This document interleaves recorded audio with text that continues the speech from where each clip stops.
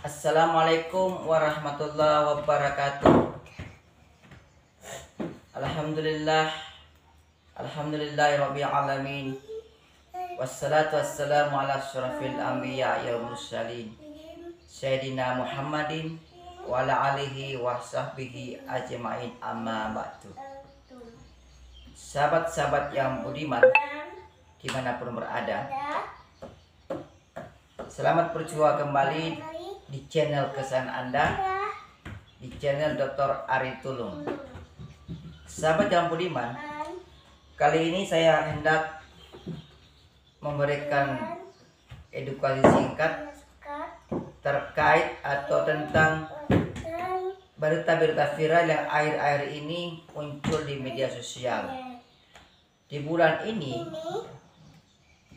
kita melihat berita-berita di mana ada seorang polwan dalam berita itu membakar suaminya. Jadi seorang ibu ya, atau ibu rumah tangga membakar suaminya. Diduga karena suaminya itu melakukan judi online. Dan dalam berita itu pula dikabarkan bahwa sang istri, si pelaku ini, sempat berupaya menolong suaminya walaupun sudah terlambat. Jadi ketika selesai membakar, ya, sempat meminta maaf dan berupaya menolong suaminya semaksimal mungkin dengan membawa ke rumah sakit. Bahkan si pelaku sendiri beberapa tubuhnya terbakar karena berupaya menolong suaminya yang dibakarnya itu. Nah, kalau kita kembali ke belakang pada bulan Ramadan yang lalu juga, di awal-awal puasa, kurang lebih bulan 4 yang lalu, bulan April 2023 juga, April 2024 ya, itu sempat juga terjadi tindak pidana, tapi ini bertanda terlalu viral, di mana waktu itu seorang suami memotong sangkur suaminya. Nah, jadi seorang istri ya, seorang istri memotong sangkur suaminya, itu terjadi di daerah Jawa juga. Nah, kalian tadi yang membakar suami itu terjadi di Mojokerto. Jadi seorang ibu rumah tangga yang kebetulan juga kerjanya adalah polwan itu membakar suaminya karena suaminya melakukan perbuatan judi online. Nah, dalam berita itu pula diduga bahwa si pelaku ini terkena sindrom baby blues ya. Jadi baby blues itu semacam mungkin kecemasan, gangguan psikis ketika seorang ibu baru melahirkan. Namun hari ini sahabat budiman, kita tidak akan masuk ke ranah sana.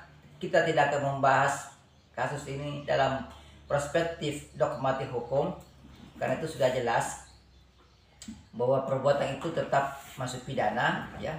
Tapi kita akan masuk dalam perspektif yang lain, jadi masih tetap hukum, tapi bukan dalam level dogmatik hukum. Karena kalau bicara masa dogmatik hukum, tentu itu adalah salah ya. Karena sesuatu yang bertentangan dengan undang-undang, peraturan tertulis, tentulah kita akan bicara masalah benar dan salah. Kalau kita masuk dalam kajian prinsip etis deontologisnya tentunya. Namun kali ini saya akan sedikit berbincang-bincang, berdiskusi dengan sahabat-sahabat yang budiman. Mohon sahabat-sahabat budiman saran dan kritikannya. Kita bisa berdiskusi dalam kolom komentar di dalam video ini nantinya. Hipotesa dari peristiwa ini adalah di manakah kekuasaan itu? Kita tahu bahwa hukum itu memiliki sifat imperatif atau sifat yang memaksa. Agar hukum ini memiliki sifat yang memaksa, tentunya hukum itu membutuhkan kekuasaan. Dalam kajian filsafat hukum, kita selalu menyandingkan antara kekuasaan dan hukum. Setiap ahli sependapat bahwa hukum dan kekuasaan adalah dua hal yang tidak dapat terpisahkan. Kekuasaan membutuhkan hukum dan hukum membutuhkan kekuasaan. Jadi kedua-duanya harus saling beriringan, harus saling mengisi. Tidak boleh satu ada, satunya tidak ada. Apabila kekuasaan ada tapi tanpa hukum, maka ya terjadilah yang namanya tirani, ya. Jadi kalau kekuasaan ada tanpa hukum, kekuasaan berdiri sendiri tanpa hukum, maka yang tercipta adalah tirani dalam masyarakat. Jadi atau kesoliman, ya. Masyarakat akan menjadi disolimi jika kekuasaan semata-mata tanpa ada hukum. Tapi jika hanya hukum, ya, hukum yang ada tanpa kekuasaan, maka ini juga akan menjadi kelumpuhan. Hukum juga akan lumpuh. Karena kenapa? Karena hukum tidak akan punya kekuatan mengikat jika tidak didukung oleh kekuasaan. Dari peristiwa-peristiwa itu tentu kita akan terus berpikir, mengapa sih perbuatan-perbuatan pidana itu terus ada? Atau mengapa perbuatan-perbuatan yang bertentangan dengan hukum tertulis itu terus ada? Tentu pertanyaan, kemana kekuasaan? Sementara kita ketahui ya, dalam banyak literatur bahwa kekuasaan itu mendukung untuk memberikan kekuatan mengikat kepada hukum. Tapi toh mengapa masih ada juga oknum-oknum atau masyarakat yang seakan-akan tidak takut terhadap sanksi pidana yang akan diberikan oleh hukum apabila melakukan perbuatan pidana tersebut, ya, atau melakukan tindak pidana. Jadi dipertanyakan, kemanakah? Apakah memang hukum sekarang tanpa kekuasaan atau kekuasaan tanpa hukum? Ini menjadi suatu diskusi yang sangat hangat yang saya kira patut kita angkat. Semoga teman-teman subscriber, sahabat-sahabat Budiman bisa memberikan pendapatnya dalam kolom komentar dalam video ini. Jadi seperti itu. Kemanakah kekuasaan? Ya. Kalau saya berpikir ini menandakan bahwa sebenarnya ini juga suatu kode bahwa sebenarnya apa yang kita anggap hukum selama ini itu belum tentu menjadi hukum. Jadi selama ini kita selalu terpaku dengan apa yang ditulis oleh pemerintah di dalam peraturan yang kita biasa kenal dengan nama hukum positif. Kita selalu terpaku kepada hukum positif. Padahal sebenarnya sejatinya hukum itu adalah berangkat dari perilaku. Jadi hukum, ya, kalau kita mau bicara hukum maka kita akan melakukan suatu cara, ya. Cara berhukum itu kan tidak hanya berhukum dengan cara artifisial saja, ya. Dimana tadi berhukum dengan cara artifisial adalah berhukum dengan melakukan atau membuat hukum ciptaan. Jadi hukum itu diciptakan dalam bentuk peraturan yang tertulis. Nah, kalau kita hanya berhukum dengan cara artifisial ini, tentu peristiwa-peristiwa atau perbuatan-perbuatan yang bertentangan dengan hukum tentu akan terus terjadi. Melalui konten singkat ini saya ingin mengajak kepada sahabat-sahabat yang budiman bahwa mari kita jangan hanya mengetahui berhukum secara artifisial, tapi mari kita berhukum secara substansial. Apa maksud dari sini? Berhukum secara substansial supaya kekuasaan ini memiliki peran dalam hukum. Artinya ya kekuasaan memiliki peran dan tidak terlalu, istilahnya tidak terlalu digunakan lah kekuasaannya, ya. Artinya begini, ada tidak kekuasaan yang memasakkan suatu hukum itu, maka hukum tetap bekerja. Mengapa demikian? Karena sebenarnya kekuasaan dalam hukum itu hanya diperuntukkan kepada orang-orang yang tidak taat pada hukum, ya. Jadi sebenarnya kekuasaan itu, ya, walaupun tidak begitu banyak mendominasi hukum, tetapi kalau setiap manusia sudah memiliki kesadaran hukum, maka tanpa kekuasaan pun sebenarnya hukum sudah berjalan dengan efektif, ya. Tapi kembali kepada kesadaran. Makanya kekuasaan itu hanya diperuntukkan kepada mereka yang tidak sadar terhadap hukum. Jadi memiliki kesadaran hukum itu kurang, sehingga butuh kekuasaan untuk memasakkan kepada mereka agar mereka menaati hukum. Nah, kita kembali ke tadi ke cara berhukum yang substansial. Ini yang menjadi kekeliruan kita selama ini, karena setiap kali ada perbuatan, setiap kali ada kejadian kegiatan, kita selalu berasumsi mana aturannya. Aturannya tidak ada. Sehingga walaupun perbuatan itu sudah merugikan tetangga kita, sudah merugikan orang lain, tetapi menguntungkan diri sendiri, kita selalu berdalih bahwa tidak ada aturannya. Sehingga kita oke-oke saja untuk tetap jalan, untuk tetap melakukan kegiatan tersebut.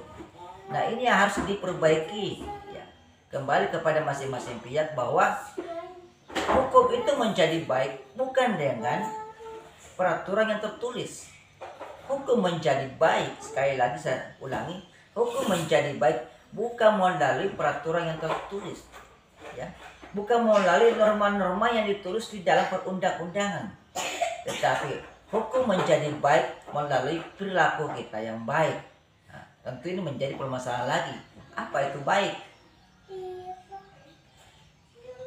Makna baik sebenarnya itu memiliki, ya, kesamaan secara umum. Walaupun dalam hal-hal tertentu, ya, tidak semua apa yang kita baik pula menurut orang lain, tetapi dalam perspektif yang sangat umum, ya. Kalau saya kembali dengan tadi ke kejadian baru-baru ini, di mana tadi ibu yang membakar suaminya karena suaminya main judi online, maka kita bisa kembali, apakah judi itu perbuatan yang baik atau buruk, ya? Apakah judi perbuatan baik atau buruk? Ini contoh. Nah, ini saya kira sudah menjadi pengetahuan umum bahwa judi bukanlah perbuatan yang baik, itu perbuatan yang buruk. Sehingga, ya, untuk menentukan bahwa hukum itu akan menjadi baik, mari kita berperilaku yang baik, ya.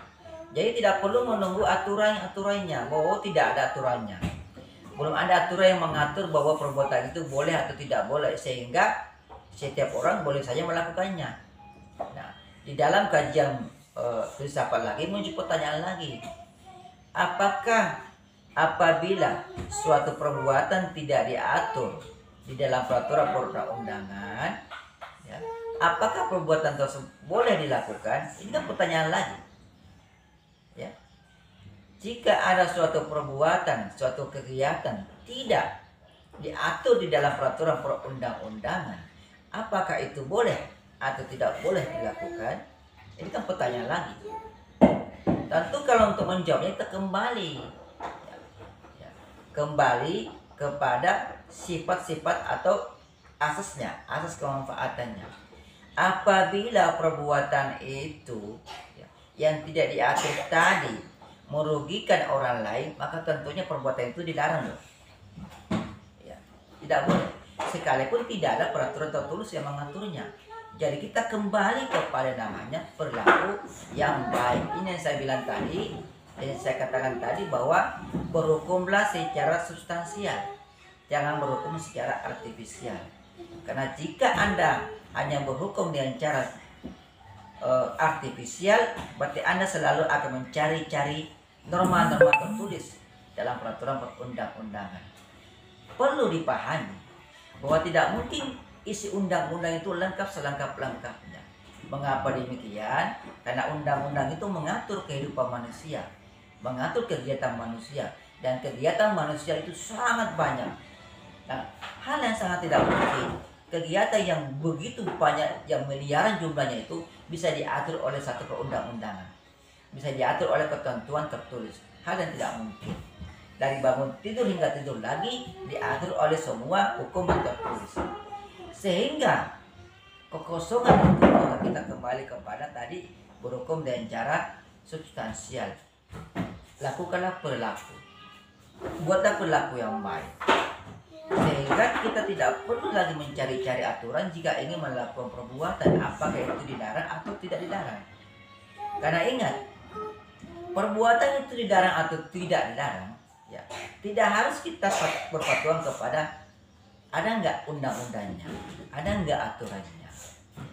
Apakah perbuatan itu diatur di dalam atau tidak diatur di dalam undang-undang. Jadi kita jangan berpikir terlalu sempit. Mari kita berpikir terlalu luas. Saya kira konten singkat ini sekian untuk hari ini. Saya sekali lagi minta tanggapan dari sahabat-sahabat Budiman. Silakan kita berdiskusi dalam kolom komentar ini. Ramaikan kolom komentar ini. Saran dan pertanyaannya saya tunggu ya. Sekian, wassalamualaikum warahmatullahi wabarakatuh. Salam keadilan.